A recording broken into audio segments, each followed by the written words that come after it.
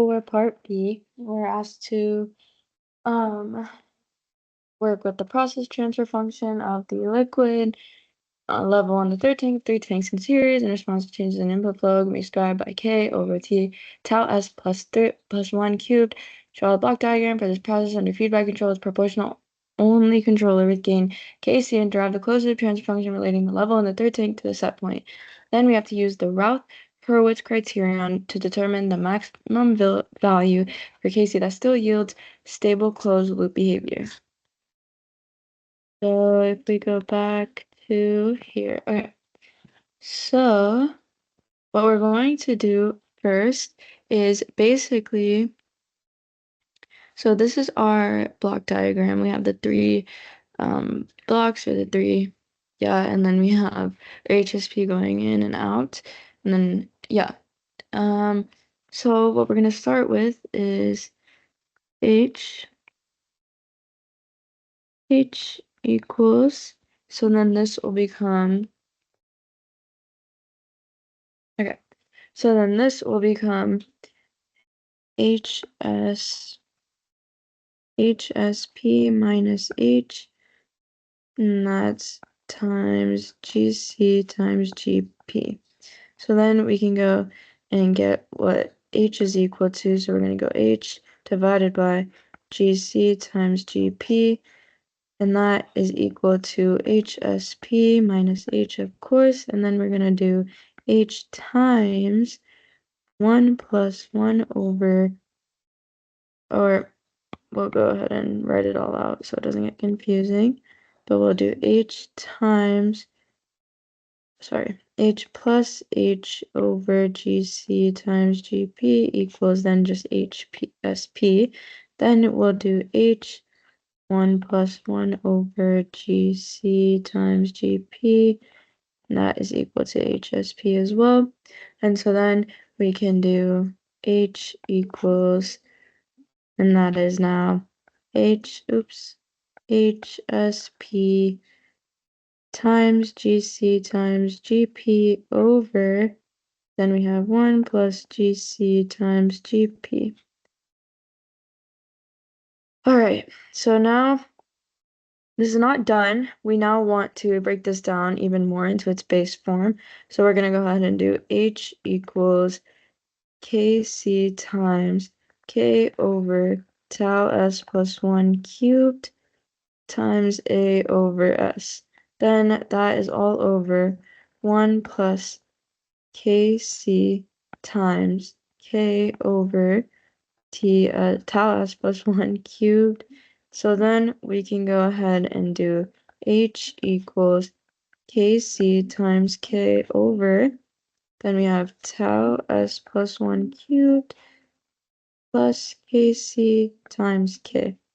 And then all of that is times A over S.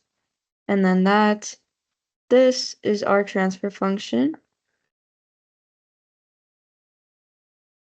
So this is our transfer function for height. And now we need to solve using the Routh-Hurwitz equation or criterion. So what we're going to do, I'm going to start basically a new page. So what we're going to do is we're going to do H equals Kc times K over, I'm basically just rewriting what we have up here, tau S plus 1 cubed plus Kc times K. And then, can't forget the times A over S. So now we're going to go ahead and write this out, our tau S plus 1 cubed out, which tau S plus 1 cubed ends up equaling tau cubed S cubed plus 3 tau squared S squared plus 3 tau S plus 1 times, plus Kc times K. Then we have our tau cubed, our 3 tau squared, our 3 tau, and then our 1 plus Kc times K, and this.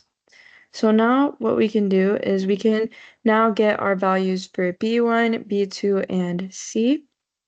So like this, what we're going to do is B1 equals, and it'll be 3 tau squared times 3t, minus t cubed, then that's 1 plus kc times k, and then we get this is all over 3 tau squared.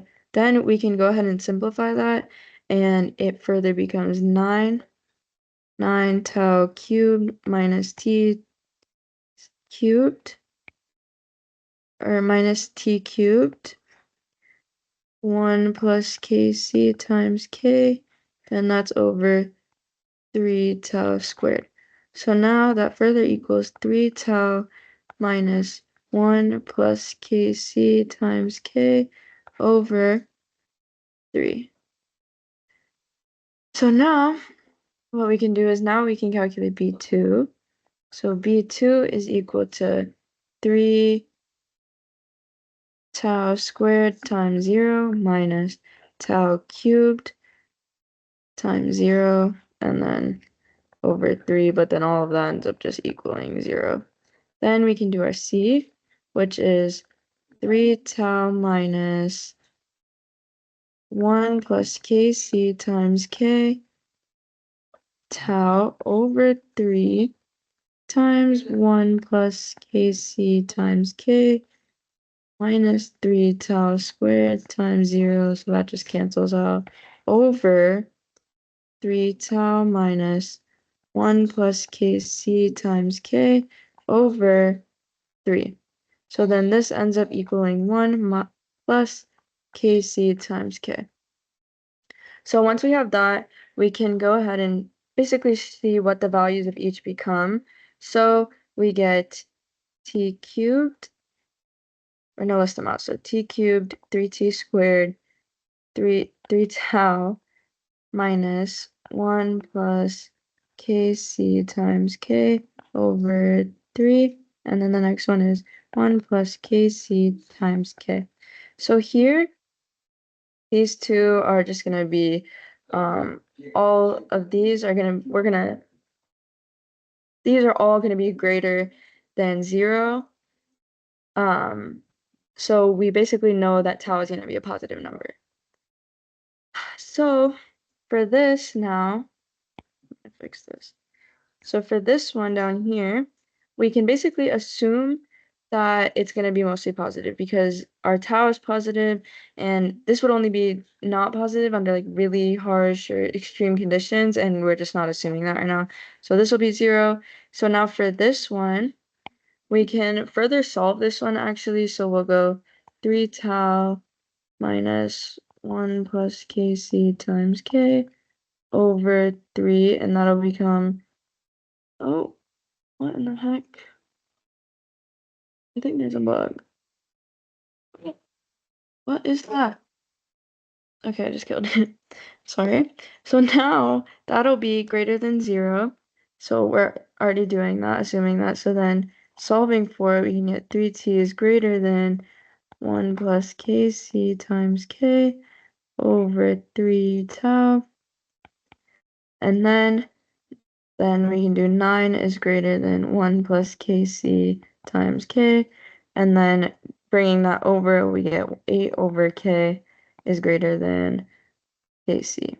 So therefore, this one will also be checked off, but that will be kind of what we assume is our value after putting this through the Ruth, what's it called? The Ruth-Hurwitz criterion. Okay, so yeah.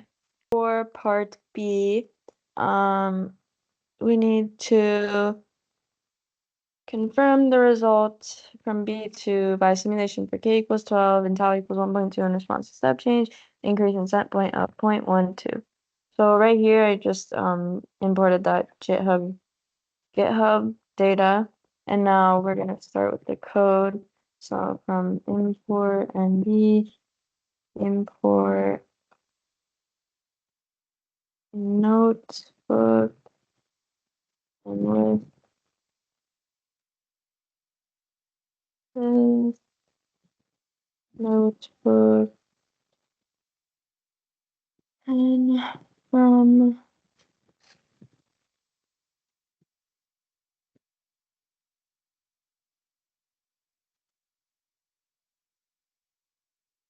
TF1, TF2, and shit.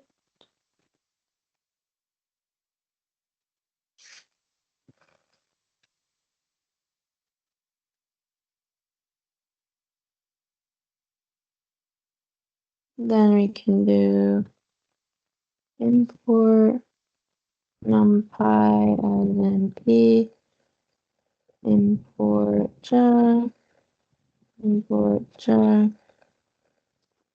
Oh my gosh. Import jacks. Oh my gosh, bruh. Import jacks dot numpy as jnp, and then jacks dot config dot update, then jacks underscore enable underscore x4, and then true, and then from plotly dot subplots import make underscore subplots,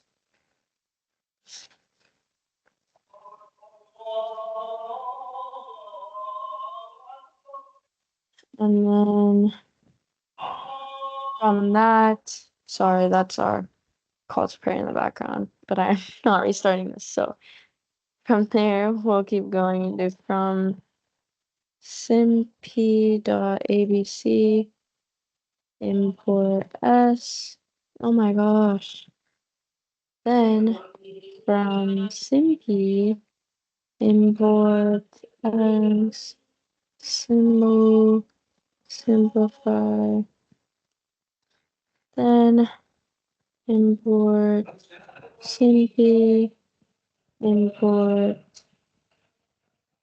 sci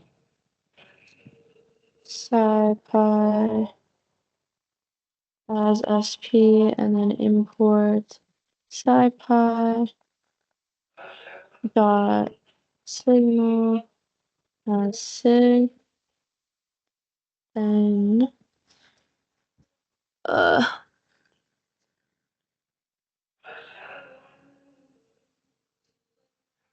what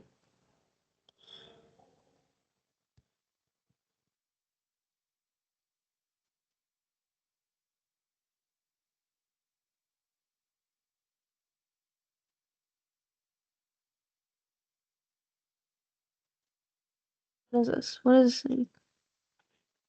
Dot apps?